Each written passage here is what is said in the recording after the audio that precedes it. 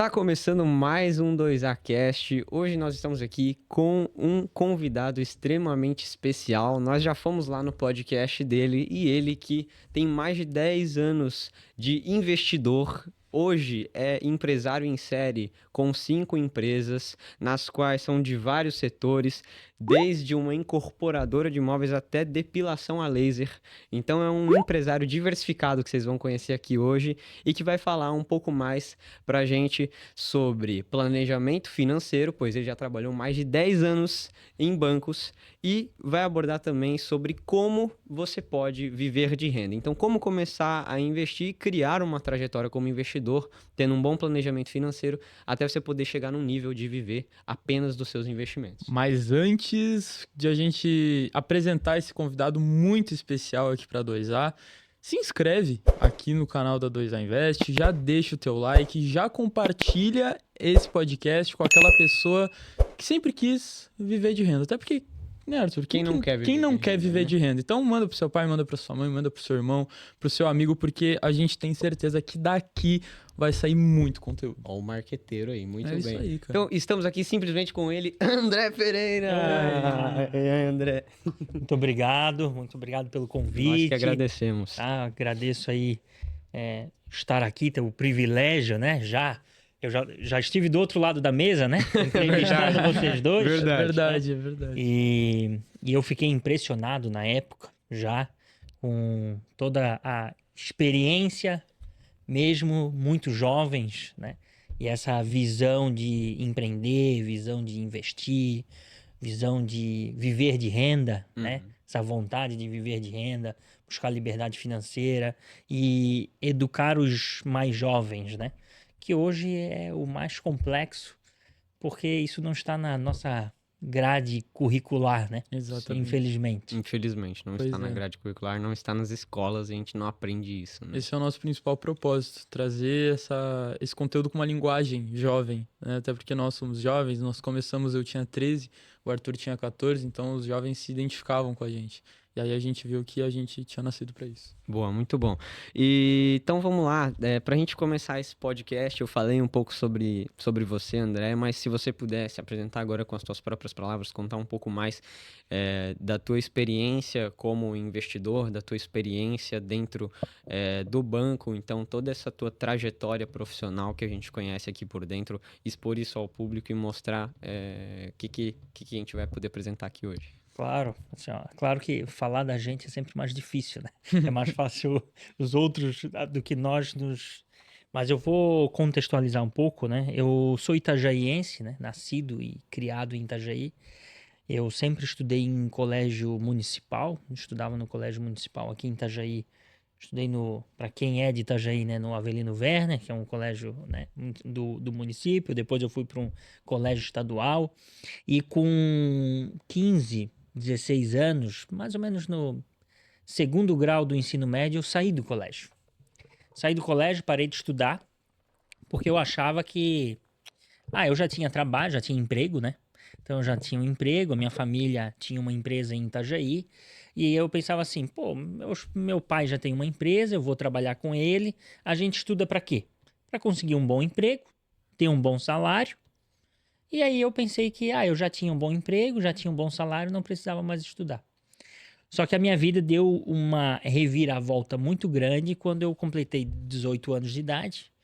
E eu, né, jovem, pouco rebelde, vamos dizer assim, eu decidi sair de casa, né? E aí quando eu decidi sair de casa, eu saí de casa e o meu pai falou assim, então tá, quer sair de casa, então pode viver a tua vida.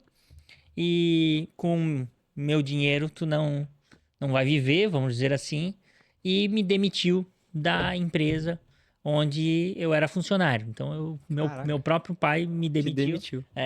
na época. E eu com a intenção de que a intenção dele era, sem dinheiro eu ia ter que voltar para casa, né? E ele queria que eu voltasse para casa. E na época, por orgulho, né, aquela juventude assim, não vou voltar para casa, quer saber? Caraca. Eu vou trabalhar, vou me virar. Aluguei um quartinho, trabalhei de garçom na praia, entreguei meu currículo em tudo quanto é lugar, O meu sonho na época era trabalhar em concessionária de carro. Eu amava carro. Queria A trabalhar gente sabe, É. você acompanha a Fórmula 1 e tal. então, assim, eu amava carro, eu amo carro, né? E eu queria trabalhar em concessionária de carro. Mas eu me deparei com um grande problema, né? Qual que é o problema? Eu não tinha o ensino médio completo. Eu não tinha experiência de uma empresa familiar, dos meus pais. Quando eu fui entregar currículo no mercado, eu não tinha currículo. Eu não tinha terminado, já estava com 18 anos para 19 e com o primeiro ano só com o ensino fundamental completo, né? E eu encontrei uma dificuldade muito grande. Aquilo dali deu uma virada de chave em mim, muito forte, né? Eu não poderia errar, porque eu só dependia de mim mesmo. Então, o meu trabalho eu não podia errar, eu tinha que ser, não vou dizer assim, perfeito no meu trabalho, mas não o suficiente para alguém me demitir, porque eu precisava daquele dinheiro para pagar o meu aluguel, para pagar a minha comida, para pagar as minhas coisas, né? E em compensação, eu sabia que não era aquela vida que eu queria levar. Então, eu comecei a trabalhar dia e noite, terminei o meu ensino médio no supletivo, fiz lá Seja, Caraca, você não tinha contado Telecurso isso, meu. 2000, terminei o ensino médio, comecei a faculdade e de lá eu nunca mais parei de estudar. Porque aquilo dali ficou muito claro na minha vida, que o conhecimento é o que te faz prosperar. Isso ficou muito claro. O que te fez pensar o que mudou esse teu pensamento de um cara que não tinha feito ensino médio para pensar, ter essa motivação tão forte de começar a estudar? Teve algum momento que você Sim, se deparou com é isso? que quando tu tá num mundo, quando tu olha só pra si, vamos dizer assim, tu não consegue enxergar o quão competitivo é o mercado, né? Tu acha que tudo vai dar certo, tu acha que tu com as tuas ideias, com o teu conhecimento, ou sei lá, com a tua força de vontade de trabalhar, aquilo é suficiente. Mas isso não é suficiente. Por quê? Porque quando tu vai a mercado de trabalho, tu encontra outras pessoas com a mesma força de vontade que tu, só que muito mais capacitada. E literalmente uma competição, Sim. né? E quando eu identifiquei essa competição, eu vi que eu estava para trás. Porque Entendi. os meus competidores era aquele assim, eu estava disputando uma vaga, os outros tinham um currículo melhor do que o meu, os outros tinham mais experiência do que eu, os outros já tinham um histórico em que eu não possuía. E aí eu vi, opa, como é que eu posso, nessa competição, ganhar? E essa competição eu vi muito a questão do conhecimento. Quanto mais conhecimento eu possuir, maior é a minha vantagem frente aos demais. A partir do momento que tu está na vantagem, a chance é muito grande de você ser o vencedor. Não quer dizer que você vai vencer, mas as tuas chances aumentam. Ah, como é que eu busco vantagem? Vantagem é aprender. Aí eu me graduei em administração, depois eu fiz uma pós-graduação em finanças empresariais, depois eu fiz uma pós-graduação em liderança, fiz mais de 60 cursos presenciais, no caso, desde PNL, hipnose, análise de balanço, análise de crédito avançado, influência, assim, ó, posso ficar aqui um tempão só falando dos cursos e das especializações. Só que tem uma frase que eu gosto de sempre destacar, que é o quê? Sábio não é aquele que sabe de tudo, mas aquele que usa tudo que sabe. E eu comecei a pensar o quê? Eu preciso usar tudo aquilo que eu aprendi. Não adianta eu aprender, eu absorver, só que 2 dias, 3 dias depois, é como se nada tivesse acontecido. Sim. E eu comecei a usar isso para mim. Aí eu entrei dentro de uma instituição financeira, na época o Bradesco, eu entrei em 2011. Isso você já estava na faculdade? Já estava na faculdade. E aí, quando eu entrei no Bradesco, também eu vi uma nova competição ali. Por quê? Eu entrei num processo seletivo, tinha lá 30, 40 pessoas para uma vaga. Até ali tudo bem. Quando eu entrei, fui selecionado e tal, e entrei no banco, eu me deparei com uma instituição com muitos padrinhos. Pessoas apadrinhadas, vamos dizer assim, né? Então, eu estava trabalhando num cargo onde o meu concorrente era filho de fulano de tal, sabe? Que já estava dentro da empresa. Que já estava dentro da empresa. Ah, é filho do regional, é filho do diretor, isso aqui dali é fulano, sabe? É afilhado de fulano e tal. Sim. Então, agora como que eu posso competir com esses caras? Como é que eu posso vencer esses caras? Porque se abriu uma vaga para ser promovido, quem que eu vou promover? O André? Ou o filho do regional, que eu promovendo o filho dele, talvez É. eu consiga alguma coisa. Uhum. Então, isso acontece. Faz parte, a gente acha que é tudo meritocracia, mas nem sempre é. E essa é a realidade. Nem sempre é. Infelizmente. Por isso que muitos hoje investem em network. Network, o que que é? É uma forma de tu conseguir cortar caminhos. Isso é network. Sim. Network é entre eu, que sou conhecido dele, que presta um serviço, e o outro, que presta o mesmo serviço que eu, mas não conhece ele, qual é a chance dele contratar o outro? Tende a ele me contratar, porque eu sou o conhecido dele. E no banco acontecia a mesma coisa. Opa, tá aqui. Esse aqui eu sei quem é, sei quem que é a família, sei quem que é o padrinho dele, sei que eu promovo quem? Eles contratavam e promoviam pela confiança mais do que pela competência, assim. Mais do que pela competência. Cara. Isso acontecia muitas vezes, só que eu precisava ser um caminho diferente. Eu não sou o único, óbvio, dentro do banco, mas existia sim o quê? Eu fiz uma leitura de como que o banco funcionava para ser promovido o máximo possível. Na época, quando eu entrei no banco, meu sonho era ser presidente do banco, né? Caramba! E eu sabia que eu precisava de 14 promoções para ser presidente do banco. Nossa. 14. Você já Tinha tinha uma esse escada número. já. Quando que você chegou nesse número? Você tá, no primeiro cargo que você chegou, você já sabia esse número? Quando eu entrei, eu fui num curso na época do Bradesco, que era Bradesco e Você, o nome, que era para fazer uma integração com o O Bradesco e onboarding tal. dos funcionários, É. tipo isso. E aí, ali, eles meio que colocaram, assim, caixa, gerente assistente, depois gerente de conta, depois gerente PJ, depois gerente de agência, depois regional, superintendente, diretor departamental, depois diretor executivo, depois vice-presidente, depois presidente, sabe? Ele tinha todo um caminho. E eu, quando eu saí do banco, das 14, eu tava na 7ª promoção. Estava como superintendente. Não, eu tava Não. na época, eu tava como gerente de plataforma. Como eu fui pro corporate do Bradesco, o corporate, ele tem um caminho um pouco mais curto. Acima de mim, eu tinha um gerente de agência, depois ia pro regional, depois superintendente, depois diretor departamental, depois diretor executivo, vice-presidente e presidente. Ó, Pronto. 7. Não, Era as 7 que faltavam. Então era isso e eu era obstinado a isso. E olhava os outros como concorrentes. Caraca. E sempre via o conhecimento como um diferencial. Conhecimento e depois produção. Sim. Produzir.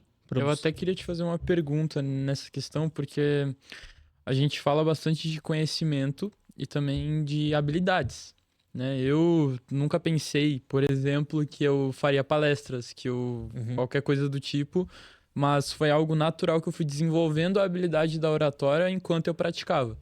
E aí eu queria saber, em toda a sua jornada, assim, aí depois você dá uma continuidade na história, quais foram as principais habilidades que tu desenvolveu que hoje tu vê que foram determinantes pro teu sucesso hoje? Eu vou dizer uma que eu gosto, que é uma... Ele tem tem um nome específico, que é olhar...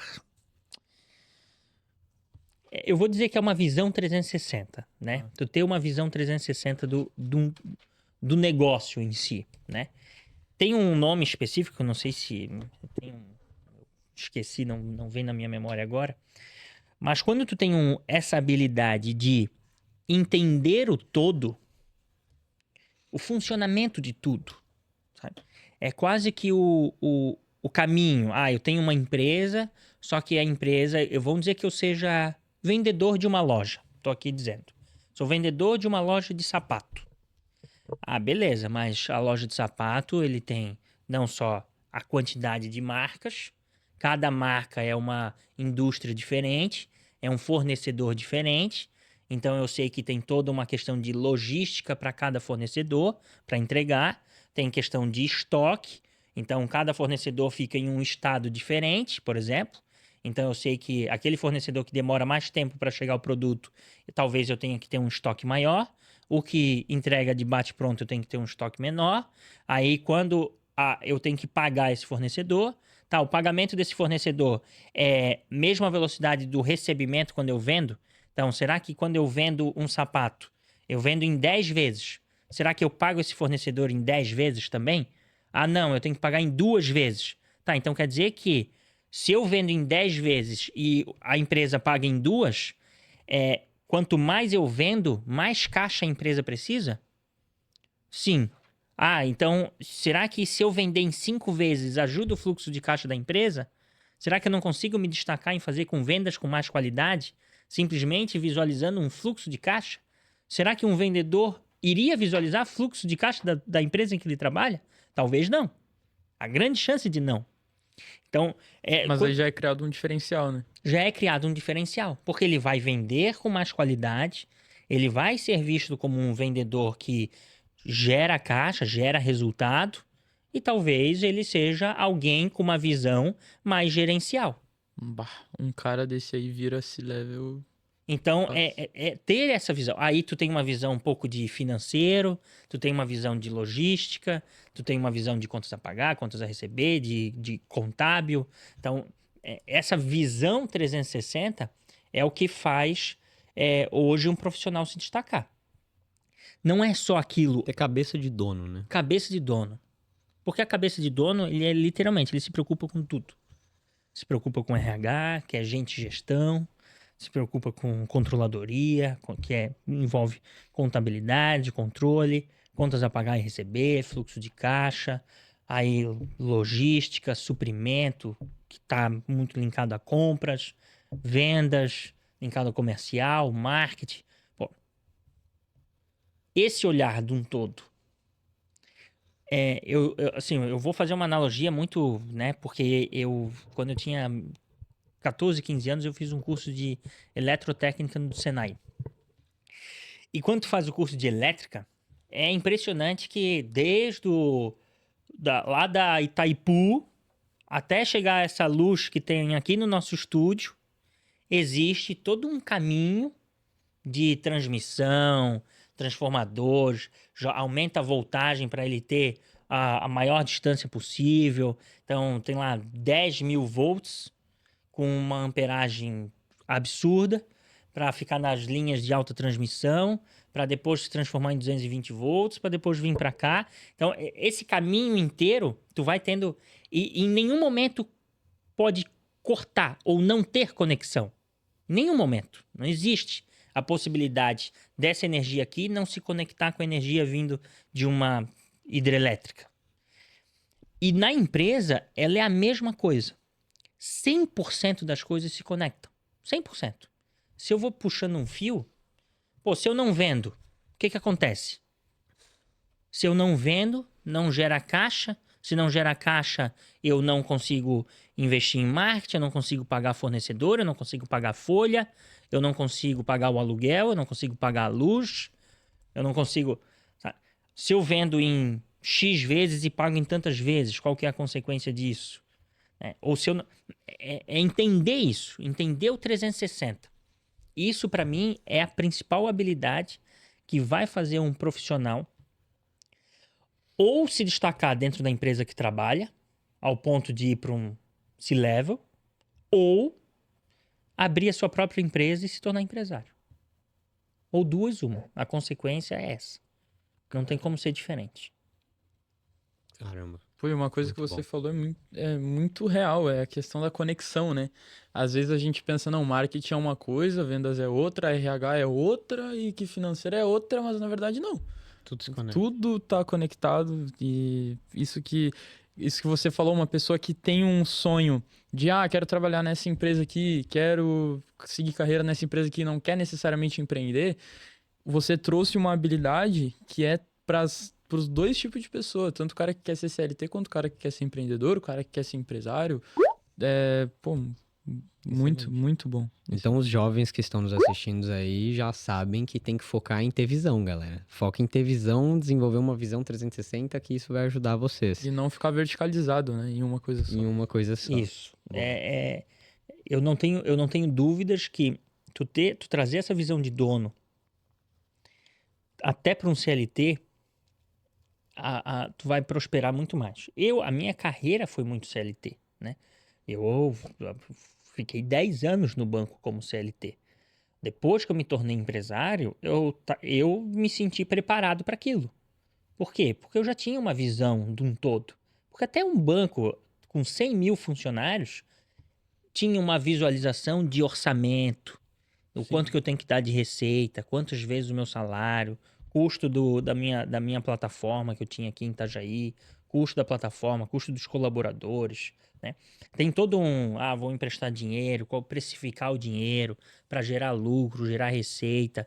Então já tinha quando eu ia e visitava os clientes, que na grande maioria empresários de sucesso, porque eu atendia clientes que faturavam de 30 milhões a 1 bi de faturamento, então os próprios empresários ia lá fazer quase que um podcast com eles.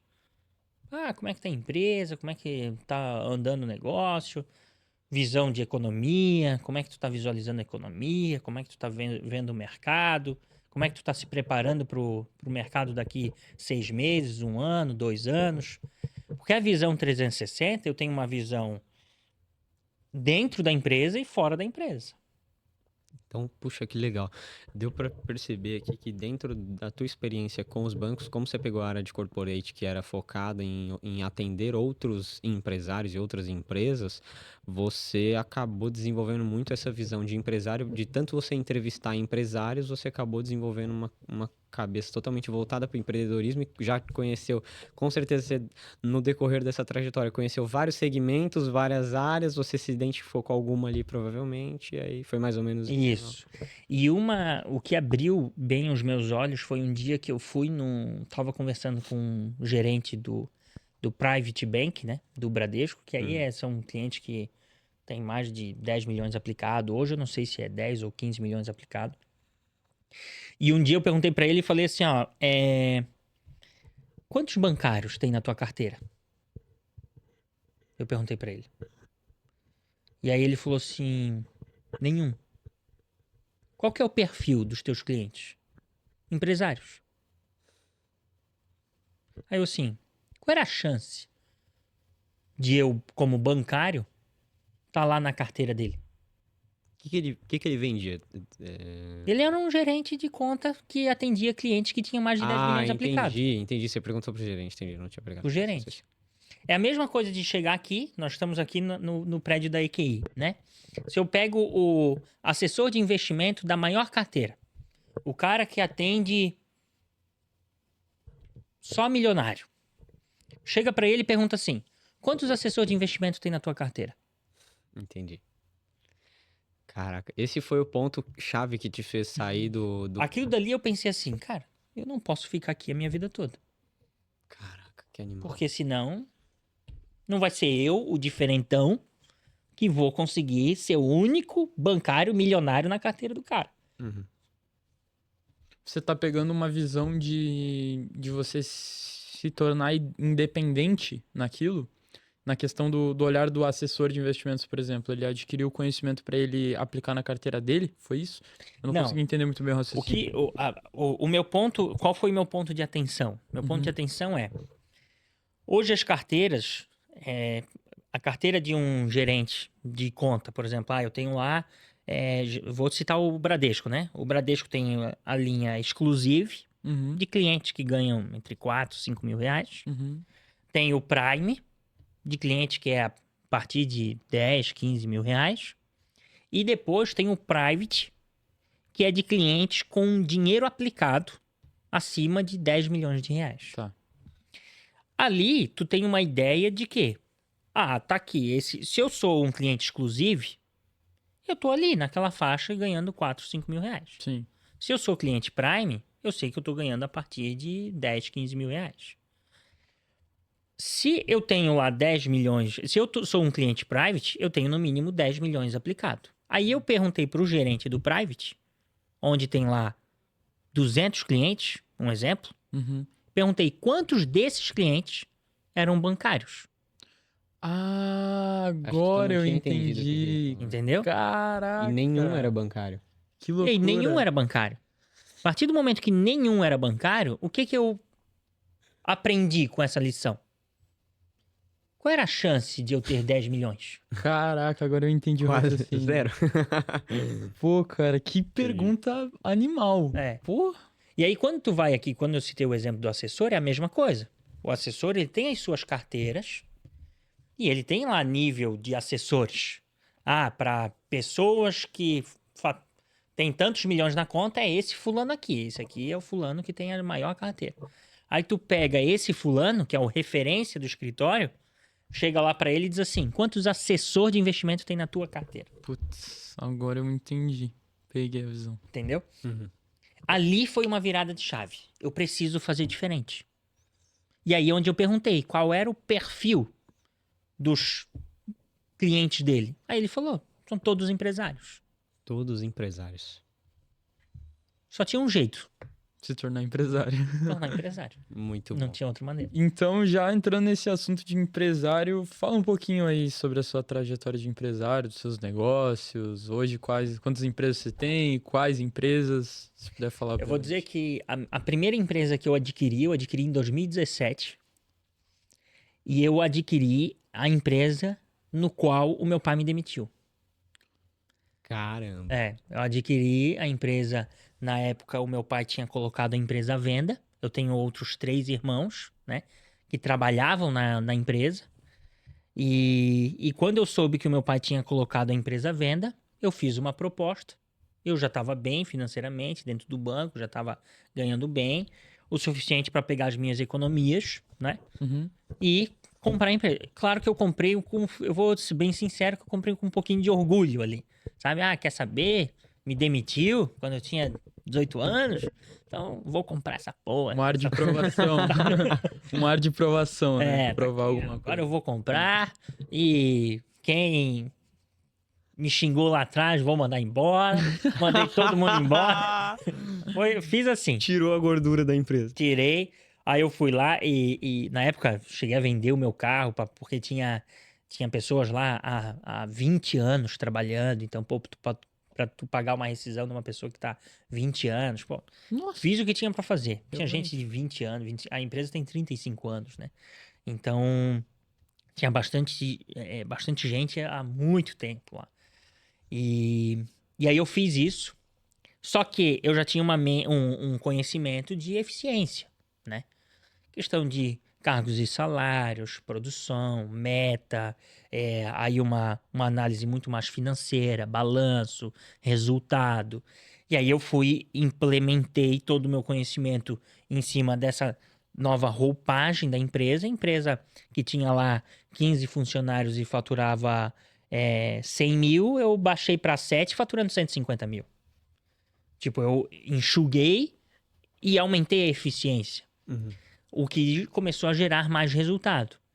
Como eu não dependia daquele dinheiro, porque eu trabalhava no banco, o que eu comecei a fazer? Pegar esse dinheiro e investir em outra empresa.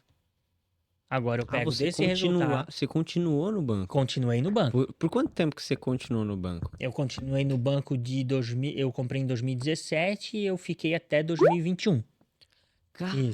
Você ficou 4 anos com a empresa e dentro do comprando banco ainda. outras Dentro empresas. do banco. E, Isso. e dentro desse período... Bom, vamos lá. Eu acho que esse é um ponto importante da história, né, Aquiles? Tipo assim, ó, você vamos lá, em 2017 você comprou a primeira empresa, você continuou no banco até 2021, isso são 4 anos. Dentro desses 4 anos, você comprou outras empresas enquanto você estava no Não, banco ou só essa? isso. Eu comprei só essa até 2021. Tá. Quando eu saí do banco, porque, o banco te exige demais. Todo Sim. mundo sabe como que é a pressão de banco e tal, meta, resultado.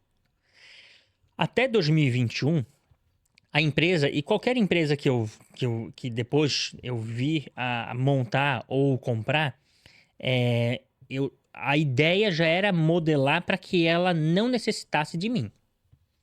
Então, eu não tenha a minha mão de obra lá. Já Tem a tinha minha essa visão. tinha a minha supervisão, mas não a minha mão de obra. Então, eu deixei isso muito claro na primeira empresa, que foi a Help Sistemas de Segurança. Depois, voltando, né? Eu não cheguei a comprar nenhuma empresa, mas em 2019 eu abri uma de monitoramento, que é um braço da Help Sistema de Segurança. Eu abri uma de monitoramento 24 horas, adquiri uma carteira de uma empresa lá de Ilhota, na época, tinha lá 150 clientes, comprei a carteira dele e expandi para o monitoramento 24 horas. Aquilo dali já me gerava uma renda recorrente suficiente para, se quiser mandar o banco catar coquinho no meio da estrada, eu podia mandar, tava de boa. E aí, em 2021, eu recebi uma proposta para sair do banco e assumir um cargo de diretoria em uma construtora em Itajaí. Quando eu assumi esse cargo de diretoria, me abriu muito mais a mente. Por quê? O banco, ele não permite que tu tenha duas rendas. O Bradesco em si. O Bradesco não permite que tu tenha duas fontes de renda.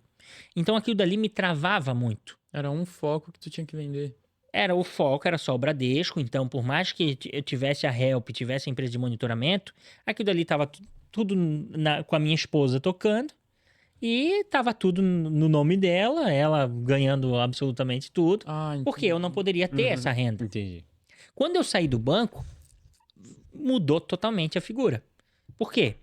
Porque eu sabia que a empresa estava me dando dinheiro, a empresa de monitoramento estava me dando dinheiro. Por que eu não abro outras empresas? Por que eu não faço com que essas empresas banquem as demais? Para depois essas demais bancarem ainda mais outras, né? Então, essa bancou um correspondente bancário que eu abri uma estrutura em Itajaí e uma em Balneário. O que é um correspondente bancário? Um correspondente bancário é um braço do banco que faz aquilo que o banco não quer fazer. Então, por exemplo, correspondente bancário eu tenho da Caixa Econômica Federal, que é principal, o cliente vai lá na Caixa Econômica Federal, quer financiar um imóvel. Só que essa burocracia de juntar documento, pegar a matrícula do imóvel, análise de renda, essas coisas assim, o banco não quer fazer isso. Aí o banco terceiriza e te paga uma comissão. Então o banco vai lá, o cliente chega, eu quero financiar um imóvel, vai lá no fulano, que é no correspondente.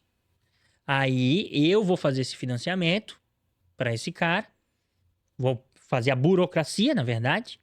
O banco depois ele vai lá assinar no banco o contrato, e aí eu ganho uma porcentagem daquele valor. O correspondente, ele é um prestador de serviço de instituição financeira. Onde que eu visualizei isso? Quando eu entrei no mercado imobiliário, é a visão 360. Eu entrei numa construtora e comecei a ver que os clientes tinham muita dificuldade no momento de financiar o seu imóvel, eles não tinham assessoria para isso. O cliente ficava meio perdido, não sabia que documentação enviar, não sabia com quem falar, não sabia em que banco ir, não sabia nada disso. Aí eu pensei assim, cara, já que eu tô no meio, por que eu não abro um correspondente e já direciono os clientes direto para o correspondente? Eu já tô numa incorporadora, essa incorporadora já faturava milhões. Se eu pegar só esse volume e mandar para o correspondente, já é o suficiente para ganhar dinheiro. Aí eu fiz isso, só que quando eu fiz isso, já começaram a ir outros clientes para lá. Aí comecei a faturar mais. Aí depois disso, rodou, começou a faturar, começou a dar dinheiro. Nós adquirimos uma franquia. Aí foi uma franquia de depilação a laser. Totalmente diferente do ramo, outra estética, algo que A minha esposa, né, é um ramo que ela se identifica mais e tal. E aí, assim, vamos investir. Aí nós fizemos estudo de algumas franquias, alguma modalidade e tal, aonde investir, porque franquia tu consegue administrar relativamente à distância, só que eu queria que fosse uma capital. Então, como Florianópolis já tinha sido adquirida, Curitiba também, a gente acabou adquirindo a franquia em Porto Alegre. Então, a gente tem uma franquia lá de depilação a laser, investimos lá, e o que hoje já dá resultado. Demorou um pouquinho para ter o payback ali, o retorno sobre o capital investido, mas hoje ele já dá resultado. Então hoje eu tenho a Help, Sistema de Segurança, eu tenho a empresa de monitoramento, que é linkada à Help, ela se chama H-Security, mas é um nome fantasia, é linkado à Help. Eu tenho a Êxito, correspondente bancário, tenho a Liso Laser de Porto Alegre e sou sócio de uma incorporadora que é da NF Empreendimentos, que há um ano atrás eu fui convidado para ser sócio dessa incorporadora, que é de um grupo, né? Que é do grupo da Oral Unique, onde tem outras marcas como Red King, a própria Liso Laser também faz parte desse grupo, né? Então tem Cellfit, tem a WeScale, que é uma aceleradora de negócios. Então é um grupo econômico bem forte no qual eu sou sócio da incorporadora. E essas 5 empresas aí, quais que... Eu não sei muito bem como que eu posso falar, mas quais que ainda dependem de você? Que você ainda atua? Só a NF. Das 5, só uma. Só uma. Isso. Já tem 4 empresas, então, que Isso. você só Só olha lá. Só observa. Só observa. Isso. Que legal, Claro, cara. qual que é o ponto? Pessoas de confiança, Sim. né? Algumas delas, inclusive, o dividir para somar. Então, muitas vezes tu tem que dar talvez uma participação ou algo do tipo para que essa pessoa de confiança permaneça contigo e toque o negócio, né? E hoje, além dessas 5, eu tenho um investimento num braço, né, que é uma startup aí de gestão patrimonial. Aí é outra coisa que aí ainda vai ser lançada. Aí é Boa. só um investimento. Legal. E, André, eu achei muito interessante você contar toda essa tua trajetória e queria até entender o que você pensa a respeito disso, porque você mencionou desde que você começou a tua história, teus primeiros trabalhos, que eram mais bicos, vamos dizer Uhum. assim, até você entrar no banco e desenvolver uma carreira ali, criou uma visão de negócio gigante por atender corporate e tal. Acho que com certeza isso te influenciou muito para Com certeza. ir para se tornar um empreendedor. Mas o que eu queria entender aqui é o seguinte: para os jovens que estão assistindo aqui, que é o nosso público-alvo, o tema do podcast é como viver de renda.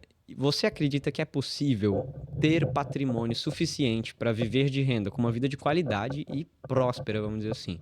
É possível viver de renda, ou seja, viver apenas dos investimentos, tendo outra profissão que não seja empresário, ou é muita dificuldade você conseguir isso não sendo empresário? Então, vamos lá. Ele é bem mais difícil, obviamente. Não é impossível, né? Mas o que vai depender? Eu não sou empresário. Beleza, eu sou CLT. Ou sou PJ daquelas, né? Que é um CLT PJ, vamos dizer assim, né? Que existe, o Sim. terceirizado, né? Isso. Sim, sim, sim. Então, assim, mas em que nível eu consegui chegar? Se eu não ter destaque nenhum, eu não me esforço, eu vou me arrastando na segunda-feira para trabalhar, não tenho uma visão 360, não tenho uma visão de negócio, não tenho uma visão empreendedora. A chance dessa pessoa ser bem-sucedida ao ponto de viver de renda e ter liberdade financeira é zero. Zero. Agora, não, eu não quero ter uma responsabilidade de ser empresário, mas eu sei que eu sou uma empresa, porque a pessoa tem que pensar assim. Mesmo um CLT, ele é uma empresa, porque ele tem um faturamento, que é o salário. É o faturamento dele. Eu faturo 5 mil por mês. Agora eu tenho que pagar as minhas despesas, né? E tenho o meu lucro no final. É assim que funciona. Legal essa verdade. analogia. Esse lucro é Realmente. para mim investir, para mim. Então, ele é assim. Agora, beleza, como é que eu faço para aumentar o meu faturamento? Como é que eu faço para ganhar de 5 mil, ganhar 7? Esse é o X. De ganhar Aumentar 7, meu ganhar lucro. 10? Isso. Aumentar o meu lucro, porque aí eu mantenho as minhas despesas, mas faturo mais. Aí começa a sobrar mais. A partir do momento que começa a sobrar, eu consigo fazer investimento. Posso fazer investimento no mercado financeiro? Posso. Fazer investimento no mercado financeiro que vai de grão em grão. Adquirir fundos, com os dividendos do fundo continua recomprando cota, vai fazendo aquilo ali, estuda. Só que tem que estudar. Aí vai na linha do que nós já falamos sobre conhecimento, Conhecimento. né? Sim. Só que estuda a respeito. Ou até o próprio mercado imobiliário. Hoje eu estou no mercado imobiliário. Hoje eu sei de alternativas. O que eu gerei de patrimônio em 4 anos estando no mercado imobiliário, eu gerei 5 vezes mais do que eu fiz em 10 anos sendo bancário. Nossa. Uou. Só nos 4 anos do mercado imobiliário. Entendendo 4 vezes mais em menos tempo. em bem menos tempo. Então, a dinâmica, como que funciona? Como que é a alavancagem financeira no mercado imobiliário? Caramba, que interessante. Como é que eu faço para ganhar uma valorização de 1 milhão tendo depositado só 50 mil? Isso o mercado imobiliário dá para fazer. Sim. Como é que eu faço para que eu invista um dinheirinho num prazo de 50 meses de obra e depois com o aluguel do imóvel ele paga o financiamento e ainda me sobra dinheiro? E eu ganho tanto a valorização do imóvel total quanto a renda desse imóvel de forma vitalícia. Onde um dia eu quito o financiamento e eu fico só com o aluguel. Onde a parcela do financiamento é decrescente e o aluguel é crescente. Então, como é que eu faço isso com um pequeno investimento? Tem como? Tem como eu não preciso comprar um imóvel de 2 milhões, 3 milhões, 4 milhões de reais. Não, eu posso comprar um imóvelzinho lá. O meu primeiro imóvel eu comprei com 19 anos de idade e o Minha Casa Minha Vida. Uhum. E aí, quando eu comprei lá na época, eu paguei 85 mil reais. Nem existe mais imóvel de 85 mil reais. Não, é difícil mesmo. 85 mil reais. Depois eu vendi por 140. Eu tinha um saldo devedor de 65. Peguei a diferença. Comprei outro imóvel. Dei uma entrada. Fui pagando parcelinha. Esse segundo imóvel eu já comprei, valia 190 mil. Eu vendi por 350. Nossa. Aí depois, com o dinheiro desse de 350, eu comprei um que custava 380 mil. Vendi por 580. Aí o de 580 eu comprei um aqui na Praia Brava. Custava 700 mil. Eu não paguei 700 mil. Não foi 700 mil reais. Eu dei lá 70 mil de entrada. Pagava 2 pila por mês. Lá do dinheiro, lá do... Do imóvel Esse de 700 eu vendi por 1.200. O cara paga. Caramba. Nossa. E aí, tu... Tu jogou legal o jogo imobiliário ali no. Legal. Tá aqui.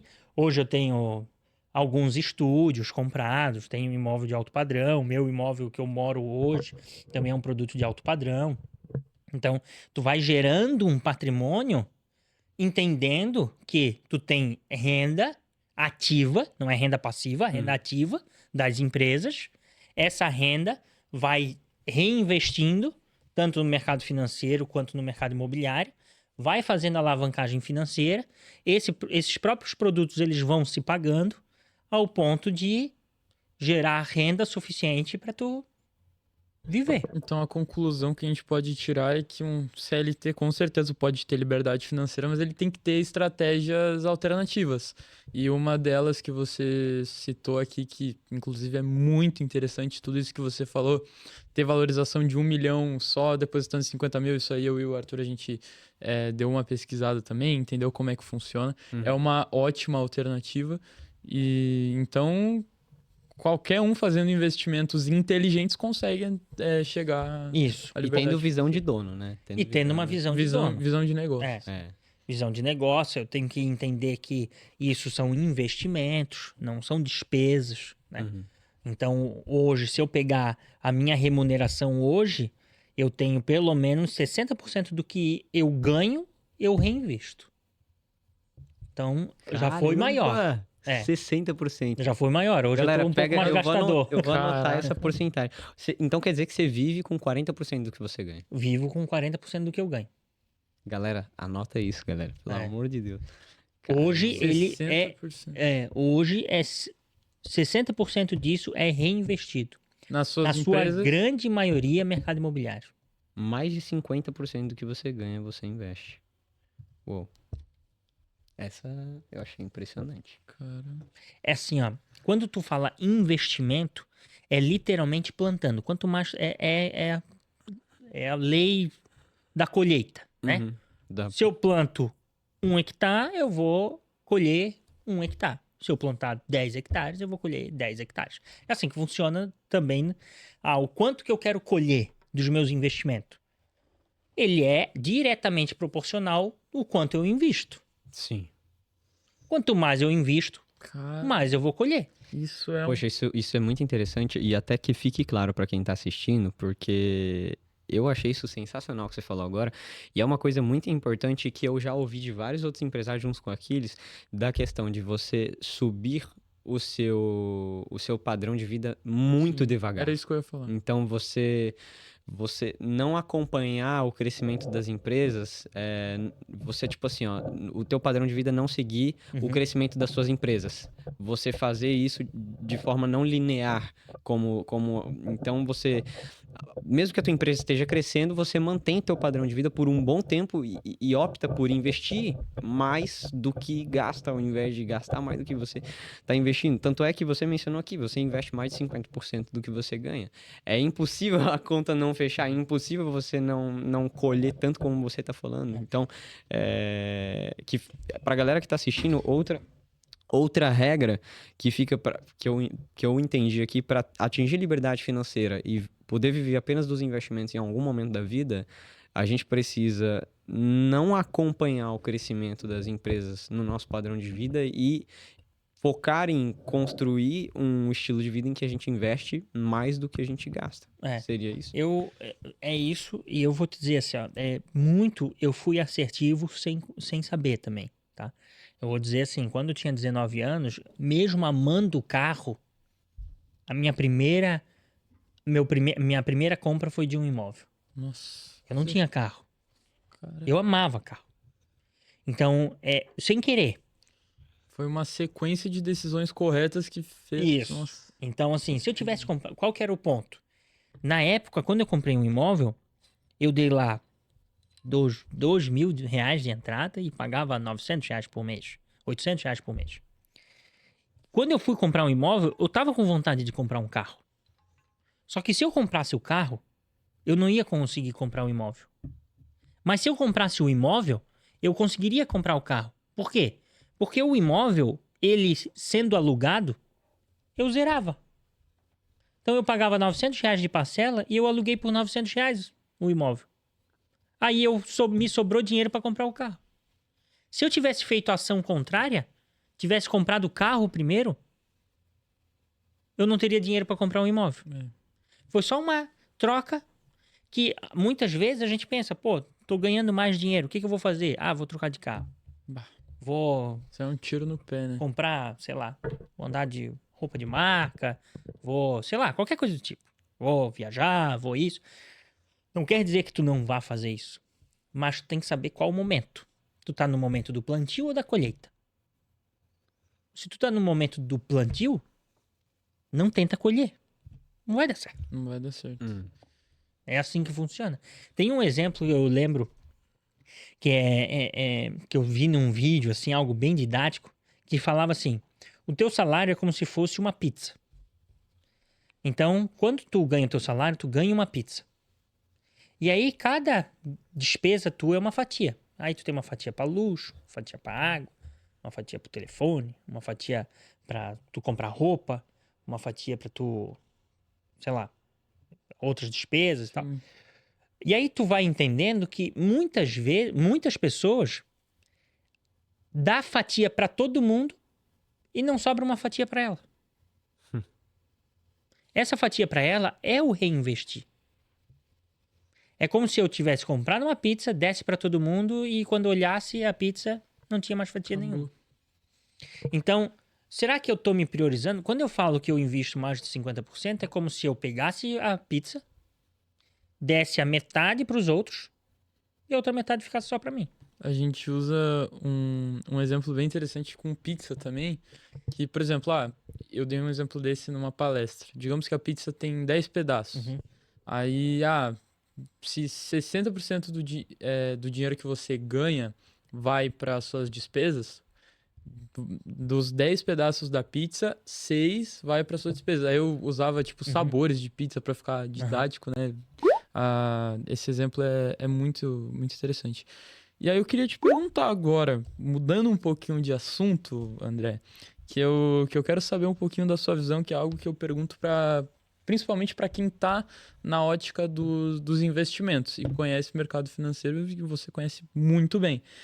Cara, qual que é a tua visão? Econômica, macroeconômica, do governo? Vamos lá. Como é que tá a economia? Onde é que você está investindo? 2025, qual é o ativo?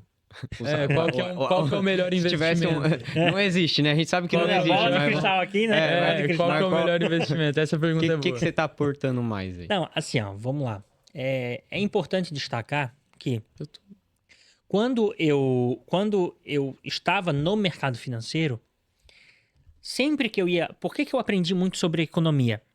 Sempre que eu ia num cliente e eu queria colocar um dinheiro, que ele pegasse um empréstimo comigo, eu queria que ele fizesse algum produto bancário, estava fazendo o meu papel de gerente de banco. Muitos deles falavam, não, eu não vou pegar agora porque a economia não tá boa, porque a política é isso, porque, sabe, a política fiscal ou a previdência, ou enquanto essa reforma não sair, tal. E eu ficava pensando, como é que eu posso contra-argumentar com esses caras? Porque esses caras eu venho com um produto, ele me manda uma argumentação dizendo que não vai pegar porque a economia não tá ruim, quer dizer, porque a economia está ruim, e eu não tinha como contra-argumentar ele. Por quê? Eu não tinha conhecimento daquilo. E aí eu comecei a estudar economia. Estudar. E comecei a entender os ciclos da economia, movimento da economia, para que eu pudesse falar assim, tá aqui, pessoal, vou citar um exemplo do próprio mercado imobiliário. O mercado imobiliário tá ruim hoje, a taxa de juros tá alta e tal, não tá? O cara que vai comprar um imóvel, a taxa de juros tá bem alta. Só que o cara que compra um imóvel na planta, e aí o imóvel vai ficar pronto daqui 4, 5 anos, se a taxa de juros está alta hoje, tende a estar baixa daqui 4, 5 anos. Uhum. Porque o ciclo da economia, eu cito que a taxa Selic é como se fosse uma bolinha de ping-pong. Se ela tá baixa, tenha certeza que vai subir, e se ela tá alta, tenha certeza que vai cair. É assim que funciona. No Brasil é assim que funciona. Então, se a taxa Selic tá alta, tá num patamar alto, saiba que ela não vai ficar assim a vida inteira. Vai levar um tempo que vai fazer, a política fiscal vai se controlar, a inflação vai ser controlada, e daqui uns anos essa taxa Selic tende a cair. Essa taxa Selic tendo a cair, por que tu não compra um imóvel agora e quando tu for financiar lá na frente, tu pega a Selic baixa? Só que eu só conseguiria dar essa argumentação se eu entendesse de economia. Se eu não entendo, eu não consigo dar. E quando a gente visualiza o cenário hoje, a gente está num cenário, obviamente, bem complexo, em virtude de nós estarmos em um governo conhecidamente expansionista. Então, ele é um governo gastador. Ele é um governo que gasta. Então, quando a gente analisa a economia em si, a gente tem que ter em mente o quê? Quando eu voto em alguém, eu não estou votando porque, sei lá, ideologia de gênero, ou se eu sou cristão, se eu sou ateu, se eu sou branco, se eu sou negro, sei lá. Não é isso. Quando a gente vota em alguém, a gente está votando num modelo político de tomadas de decisões. E essa tomada de decisão, muitas vezes, é tomada de decisões econômicas. Tá lá, a principal pasta é o Ministério da Economia. Então, quando a gente fala o quê? Beleza, eu tô votando em um governo expansionista. Não tem problema. Tu só tem que saber como que ele toma as decisões dele. Um governo expansionista funciona como? Eu preciso expandir o Estado, gastando mais, onde eu injeto dinheiro na economia, com esses meus gastos. Quando eu injeto dinheiro na economia, eu gero demanda, que eu gero emprego. Com essa geração de emprego, eu gero renda.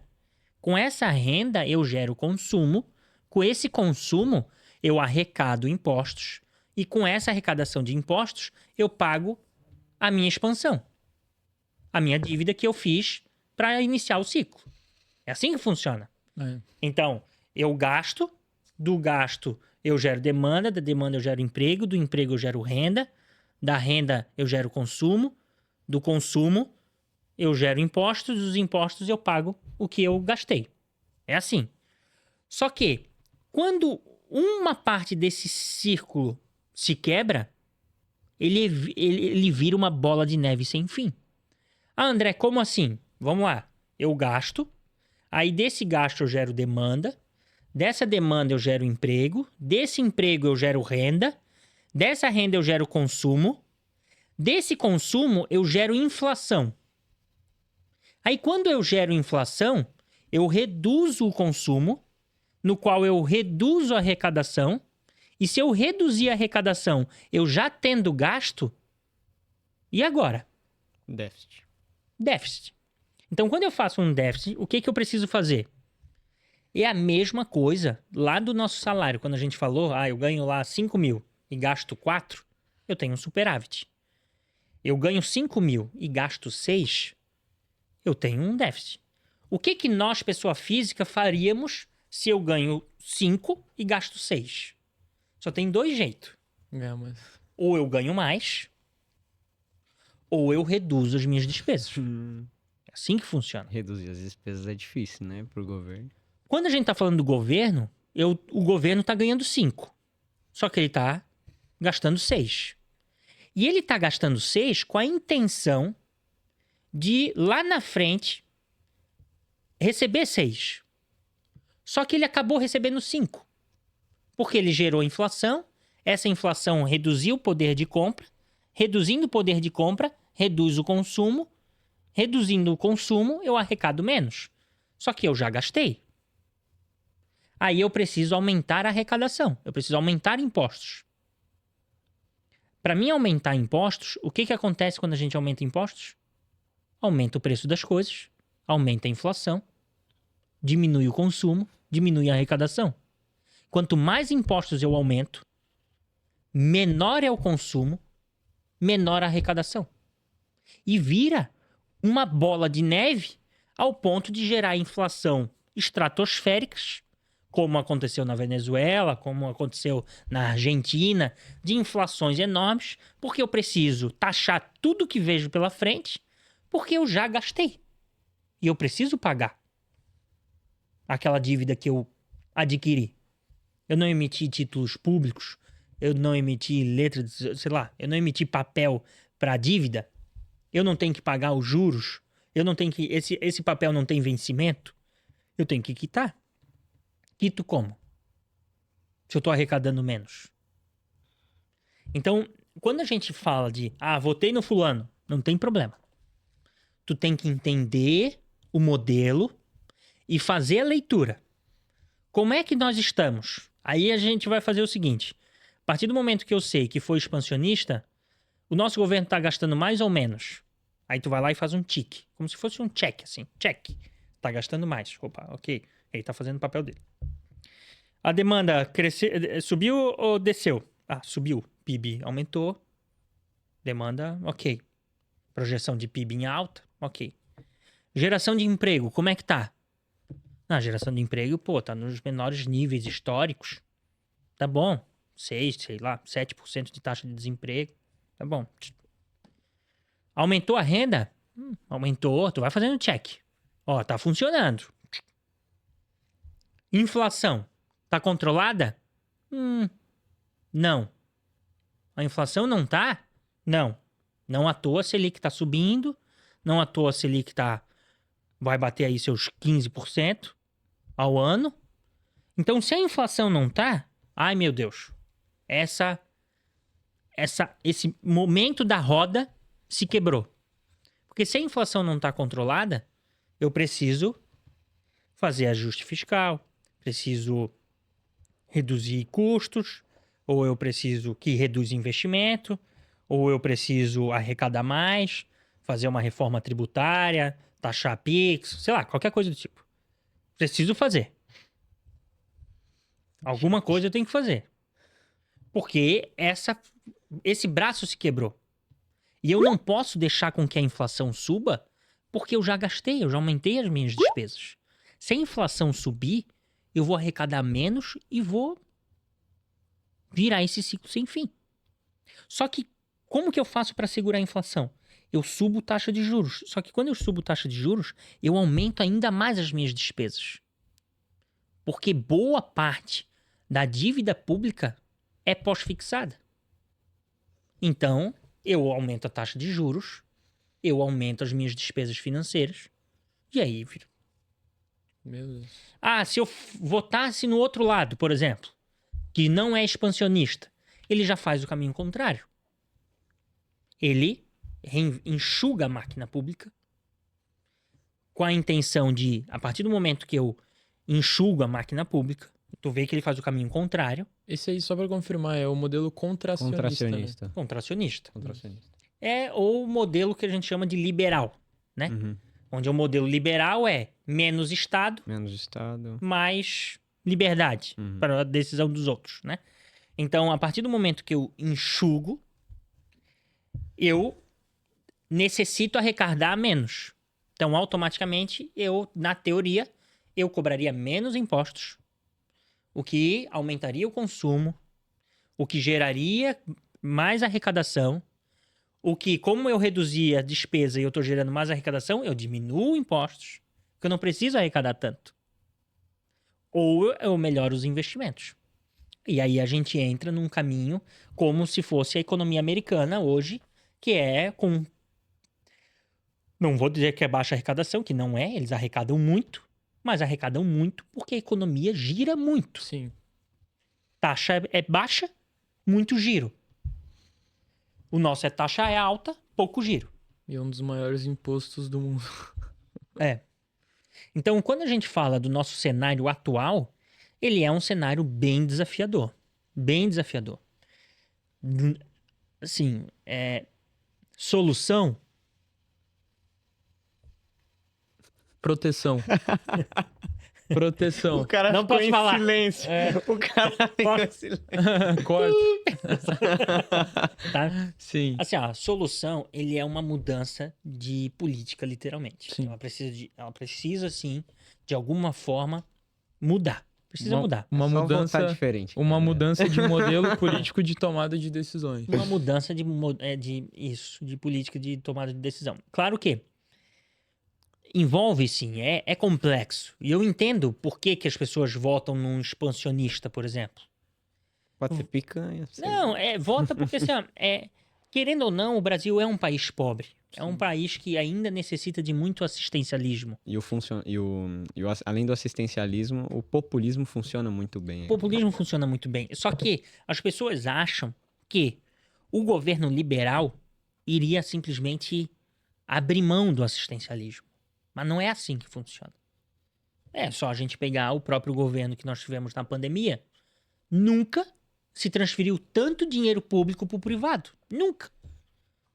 Como foi feito ali. Aquilo dali foi puro assistencialismo. Num governo taxado como extrema-direita. Como que um governo de extrema-direita gasta tanto dinheiro no assistencialismo como foi na pandemia? Então, as pessoas confundem um pouco isso, achando que vai abrir mão. Ah, mas os Estados Unidos não têm o SUS, nós temos o SUS, sabe? O pensamento, ele é muito... O SUS é de graça. O SUS é de graça. Né? Então, esse pensamento não, essa mudança de tomada de decisão não vai para o extremo do... Sim. Foda-se todo mundo. Não é assim. Ele vai num caminho de decisões políticas para reduzir gastos públicos. Hoje, quantas estatais o Brasil não tem deficitárias? Tem centenas. Para quê? Foco é educação, saúde, segurança pública, saneamento, mas até saneamento, que o marco do saneamento foi para o privado, tudo bem.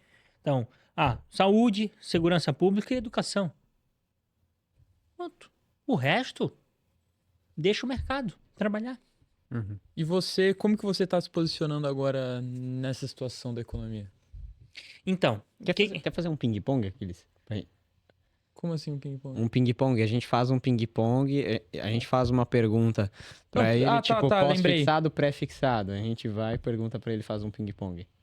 Eu quero entender a resposta dele na essência. Tá. Nessa aqui, Primeiro, Depois a gente faz o na ping-pong. essência, o que eu estou fazendo? Obviamente, eu preciso me preparar. Como eu estou diretamente linkado ao mercado imobiliário hoje, o que eu estou fazendo? Todo planejamento, ele é voltado àquele consumidor final, não ao consumidor investidor. Não aquele investidor que quer a revenda do seu imóvel, não, é aquele que quer renda do imóvel, então aquele investidor que busca uma renda vitalícia, busca uma aposentadoria, ou aquele cliente final que está comprando o imóvel para morar, para fazer upgrade, aquele que está saindo de um apartamento de 50 metros querendo comprar um de 80, porque a família cresceu, ou porque ele está ganhando mais. Por quê? Porque essa parte específica de investidores que buscam renda e clientes final, ele é uma parte que existe um déficit para isso. Existe o déficit habitacional, onde as pessoas alugam e acabam gerando renda para aqueles investidores que buscam renda, ou aqueles que estão migrando para a nossa cidade e precisam morar e com seu dinheirinho, suas economias, acabam comprando um imóvel.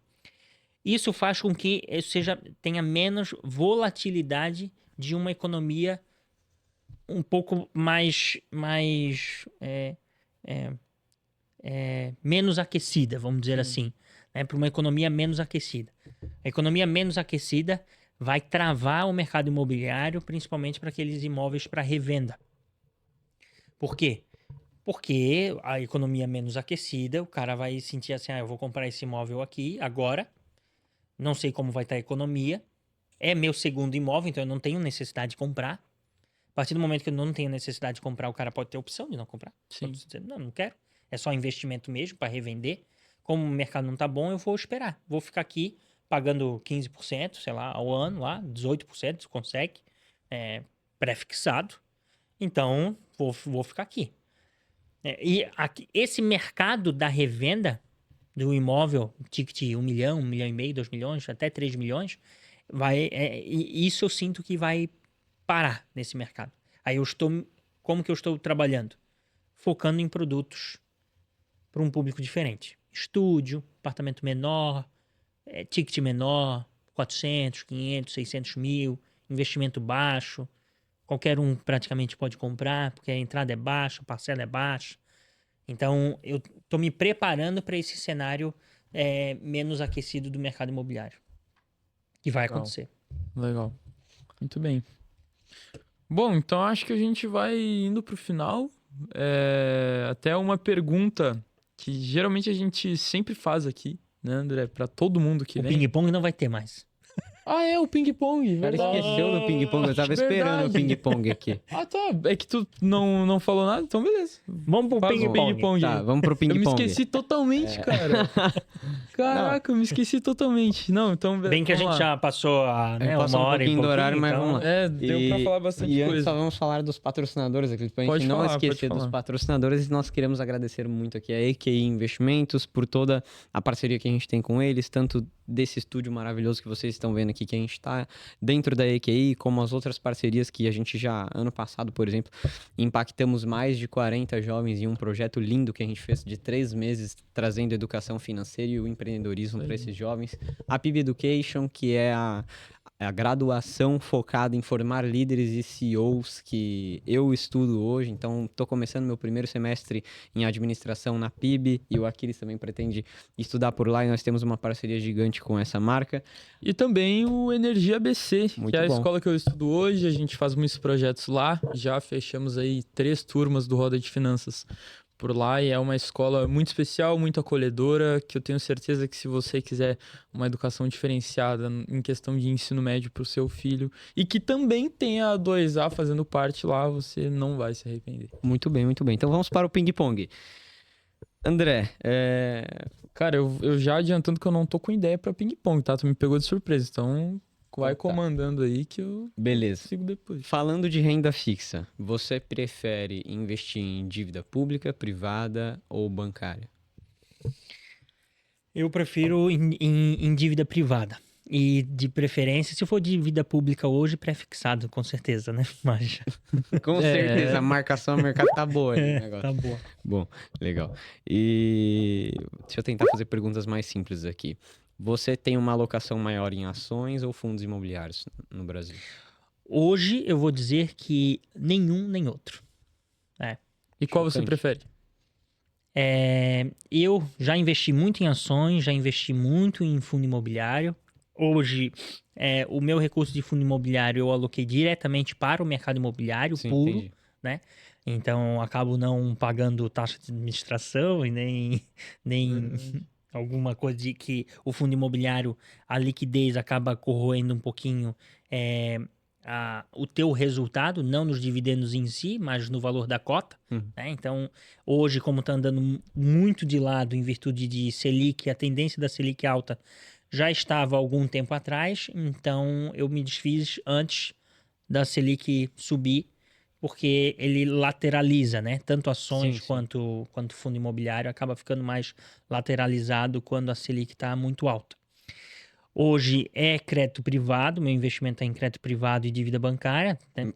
Praticamente, Mercado e mercado financeiro. imobiliário. Então, o mercado financeiro, você está focado totalmente em crédito privado e bancário, mais ou Isso. menos. Entendi. É liquidez, a rentabilidade hoje pré-fixada, porque ela está dando o suficiente para remunerar investimento fora dela, né? Que aí eu invisto no mercado imobiliário. E no mercado imobiliário, imóvel na planta ou imóvel... Planta, Pronto, Caraca, nem nem falei, deixa. com certeza. Planta. Bom, e você tem investimentos nos Estados Unidos? Tenho. Você acha que é um... Bom, desculpa interromper. Você acha que, falando para quem está começando, é mais seguro investir em ações, fundos imobiliários, outros ativos do mercado financeiro nos Estados Unidos ou no Brasil? Qual que seria? Não, eu acho assim, para quem tá começando, eu acho que começa com o beabá mesmo, né? De a gente investir aqui, investe no nosso mercado, acredita no nosso CDI. país, né? Vamos dizer assim, vamos fomentar isso aqui. Lá é sim mais uma questão de segurança, dolarizar, é menos volátil, o dólar, né? É uma moeda, é uma moeda Forte. mundial, né? Então vamos dizer assim, ela não, vou dizer que não perde valor, né? Um dólar é sempre um dólar, né? Sim. Mas eu tenho o foco investindo lá até para amanhã ou depois é um planejamento, ter uma experiência de morar lá, então a gente já começa a investir Nossa. para ter esse histórico, ter essa lá com o banco, né? Hoje eu tenho conta lá no Bank of America para investir no mercado imobiliário lá também. Massa. Ótimo, muito legal. Eu tinha uma pergunta, fugiu da minha cabeça, cara. Ping-pong. Isso acontece toda hora. Então, era ping-pong. Vai, comanda aí pra eu até lembrar. Tá. Bom, pra gente finalizar aqui o ping-pong e ir pra pergunta final, eu queria perguntar o seguinte. Você, dentro da tua carteira de investimentos hoje, em crédito privado, eu vejo os assessores de investimento aqui da EQI falando de crédito privado toda hora, por isso que eu faço essa pergunta.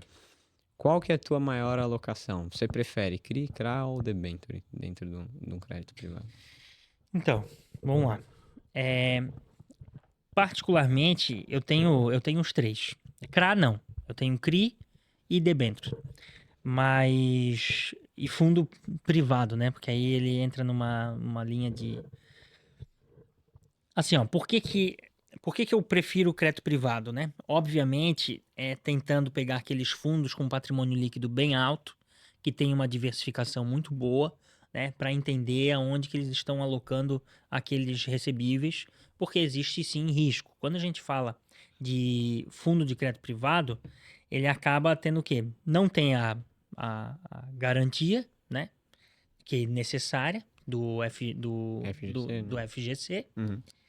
E ele acaba tendo assim, tu tem que tomar cuidado porque hoje os fundos estão abarrotados de dinheiro, mas com muita dificuldade de alocar esse dinheiro, porque o custo do capital está alto. Então, quando eles estão com dificuldade de alocar esse dinheiro ou de emprestar esse dinheiro, eles acabam talvez fazendo uma vista grossa, vamos dizer assim, né? Porque eu capto muito, a dívida está alta, o custo do dinheiro está alto, então esse custo alto acaba angariando clientes, talvez, de não tão boa qualidade assim. Legal. E aí os fundos tendem a fazer essa análise de risco e saber qual que paga-se mais, qual que paga-se menos. Então hoje eu tenho CRI e debênture, mas nada alocado de alto risco, assim. Não é nada acima dos 120% do CDI. Sim. Mais do que isso, tu já começa a assumir risco demais. Legal. Boa. Aí a última pergunta do ping-pong, uma pergunta bem rápida. Qual foi a maior valorização que você já teve em um investimento? Caramba. A maior valorização que eu já tive do investimento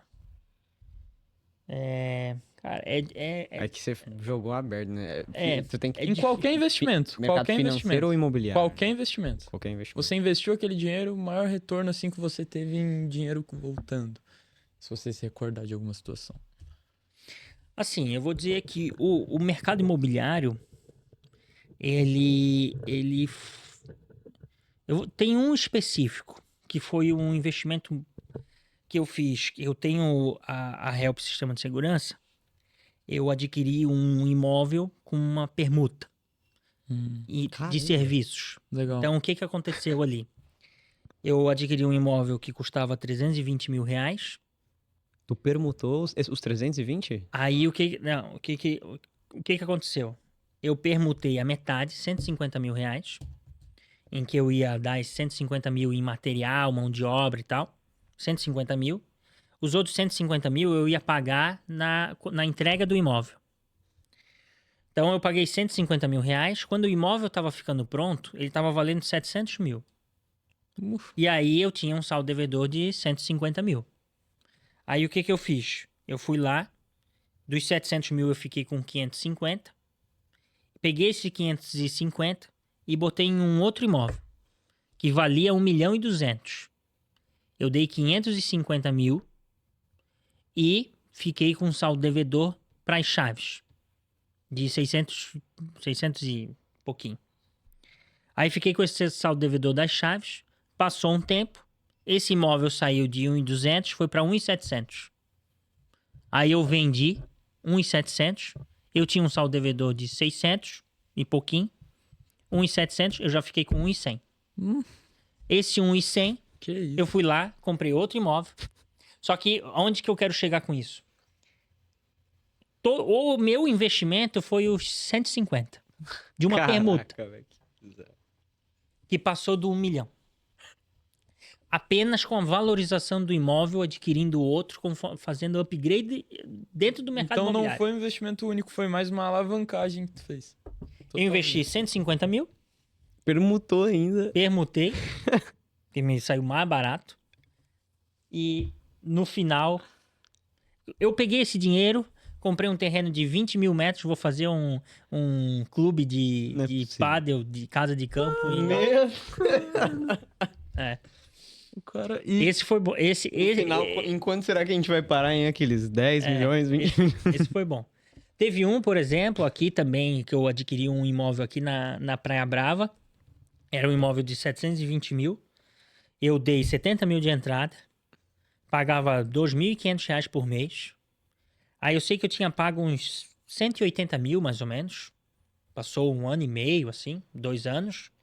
Desses 700 mil, eu vendi esse mesmo apartamento por 1.200.000. Essa diferença de 700 para 1.200.000, esses 500 mil reais, eu fiz de lucro, tendo depositado 150 mil. Nossa, Nossa, caramba, velho. cara. E uma pergunta crucial. Quantos anos você tem, André? Tenho 33 anos. Que Pergunta deselegante. É. Não, brincadeira. 33 anos, idade de Cristo. Cara, Mas eu digo assim, ó, tu, tu ter uma visão de um todo e não deixar passar as oportunidades é o caminho para. Eu vou te dizer, eu construí bastante coisa, mas muito aquém de muita gente ainda, nem se compara, não tem nem. Eu sou rodeado por empresários de extremo sucesso. Eu do lado deles sou a mosca, né? A mosca, que nem eles falam, né? A mosca do cocô do cavalo do bandido, da novela da Record, eles chamam assim. Mas Mas eu digo assim que todo mundo tem essa oportunidade. Todo mundo tem. sim. Porque se tu fazer uma retrospectiva, com 18 anos. Eu não estava com a idade de vocês, tendo um podcast, estudando numa PIB, nem tendo uma visão de economia, de finanças. Então, assim, saiba que quando vocês estiverem com a minha idade, vocês estarão com muito mais do que eu tenho hoje. Muito mais. Por quê? Porque é aquela lei do plantio e da colheita. Vocês estão plantando algo que nessa época eu não estava plantando nada. Não estava. Eu fui pensar em fazer alguma coisa com 19 anos de idade. Até então eu não tinha nem o ensino médio. Então quem consegue plantar antes disso, saiba que fazendo as escolhas certas, estando com as pessoas certas, arriscando, né, tendo o apetite certo, do risco certo, a chance de tu ter sucesso financeiro, pessoal, né, é muito grande. É muito grande. Muito bom, muito bom. E aqueles, você me permite fazer a última Vai lá, pergunta faz a final? última. A gente sempre faz uma pergunta que é a pergunta final do 2ACast, que é o seguinte: se você pudesse dar um conselho, e todos os jovens pudessem estar te ouvindo, todos os jovens do Brasil, todos os jovens do mundo, é que você vai falar em português, mas se você pudesse passar uma mensagem que chegasse para todos os jovens de 12 a 17 anos, que é o público aqui do 2ACast e da 2A em si, qual mensagem você daria para que esse cara construísse uma vida financeiramente bem-sucedida, para que esse cara pudesse viver dos próprios investimentos no futuro, para que esse cara tivesse sucesso financeiro como um todo e todos os tópicos que a gente falou aqui dentro do 2ACast de hoje? Qual seria o teu conselho para esse cara? Se você puder virar para aquela câmera lá e dar esse conselho. Eu vou dar 2 conselhos. Eu vou resumir o que nós já conversamos aqui, que primeiro é aquela frase que eu citei antes, né? Sábio não é aquele que sabe de tudo, mas sim aquele que usa tudo que sabe. Então, para quem é jovem e está adquirindo conhecimento, está aprendendo, absorva isso e use. Ou use para ensinar alguém, ou use porque aí tu já começa a ter a didática de ensinar outras pessoas, já começa a ter a didática de palestrar, de dar curso, de qualquer coisa do tipo, ou começa também a plantar, as pessoas começam a ver que tu é uma pessoa que tem conhecimento, que é uma pessoa que é interessada, que se aprofunda das coisas, não é uma pessoa rasa. As pessoas gostam de estar com pessoas que são interessantes. Todo mundo gosta de estar com pessoas que é interessante. Então, a partir do momento que tu se destaca, usando tudo aquilo que tu aprende, tu tende a se favorecer num ambiente extremamente competitivo, que é o que nós conversamos aqui. E o outro ponto é plante. Plante, que tu tá numa fase de plantio, não de colheita. Quando a gente fala fase de colheita se eu querer gastar o meu dinheiro comprando um celular top, isso eu estou colhendo. Eu não estou plantando, estou colhendo. Se eu quero ter uma roupa de marca, se eu quero ter o melhor videogame, a melhor TV, se eu quero ter o melhor som, se eu quero ter o melhor carro, isso tudo é colheita, não é plantio. Plantio é o que tu faz antes disso para colher isso. Então, em que fase que eu tô? Eu tô na fase do plantio ou da colheita? Eu acho muito difícil, não que seja impossível, mas um jovem de 13, 14, 15, 17 anos, já está na fase da colheita. Querendo colher.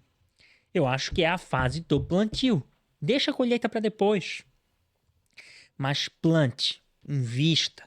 Porque quanto mais tu plantar, é a mesma que nós citamos aqui. Se eu plantar 1.000 metros, eu vou colher 1.000 metros. Se eu plantar 2.000, eu vou colher 2.000. Se eu plantar 10.000, eu vou colher 10.000. Então, quanto mais eu plantar, mais eu vou colher lá na frente.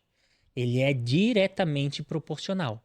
Não tem como eu investir muito em conhecimento e a pessoa que investiu pouco em conhecimento plantar mais do que eu. Não tem como eu investir muito em investimento financeiro, investimento seguro, ou investir muito no mercado imobiliário, ou investir muito, enquanto os outros que estão lá gastando, colher mais do que eu. Não tem como. Se hoje uma pessoa tem o que tem, em algum momento, essa pessoa plantou muito. Não importa quem. É verdade. Pode ser um Elon Musk, pode ser um Bill Gates, pode ser qualquer grande... O Juliano aqui da EQI, né? Pode ser qualquer um. Em algum momento, ele teve que plantar. Muitas vezes abdicando de família, muitas vezes abdicando de amigos, abdicando de festa com... Sabe? Só que tava lá plantando. Então a minha dica Escolhas. é plante. Pô, muito bom, cara. É isso aí, então a gente vai encaminhando aí pro final do podcast. Muito obrigado, André. De verdade, foi uma aula. Cara, eu anotei muita coisa aqui. Espero que você aí de casa tenha anotado muita coisa também. E você tá convidado aí para outras edições, porque você já agregou muito conteúdo e a gente sabe que você tem muito mais aí. Já estamos aí 1h30, né? 1h30 de Passou um podcast. Passou até um pouco do horário, porque o papo tava muito bom. Mas, André, a gente agradece de verdade. Um dos nossos primeiros podcasts foi você que nos convidou. Aí agora a gente te convidou aí também para você estar fazendo parte como honra por você estar... Viu, ó? Eu plantei em vocês e agora estou colhendo. Aqui É isso aí, Verdade. perfeito. Então, cara, obrigado de verdade por esse episódio. E para você que tá aí em casa, muito obrigado também por ter nos acompanhado. E André, fala aí um pouquinho como que o pessoal de casa pode te encontrar. Manda o teu pitch aí. Vamos lá. Podem me encontrar nas redes sociais, é andré.vpereira no Instagram. Ou pode encontrar também no pisandofundo.podcast, né, que é o nosso podcast que busca sempre acelerar os resultados de quem nos ouve e nos acompanha. E também no YouTube, lá no Pisando Fundo Podcast, pode acompanhar lá. Eu estou sempre aberto, se quiser me chamar, pode me chamar. Se quiser algumas dicas, eu dou dicas lá no meu Instagram também. Alguns jovens perguntam, querem oportunidade, alguns pedem emprego ou pedem dica de para onde seguir. Eu sempre ajudo no que posso lá nas minhas redes sociais. Boa, então você que é jovem, incomoda o André lá no Instagram que ele vai te responder. Vamos arrumar um problema pra ti, né? Vamos arrumar um problemão aí. Mas então é isso, André, brigadão aí. E pra você que tá em casa, não esquece, deixa seu like, compartilha, se inscreve aqui no canal. Tem algumas informações bem legais aqui na descrição. A gente vai deixar o Instagram do André, do Pisando Fundo. E também a gente tem aqui todos os nossos materiais. Se você quiser acessar materiais gratuitos que vão ajudar você, jovem, a ganhar mais dinheiro, a gente tem um e-book sobre como fazer renda extra e também a organizar o seu dinheiro. Tudo isso a gente tem aqui na descrição totalmente de graça. E é isso. Acompanhe os próximos episódios. Valeu! Valeu!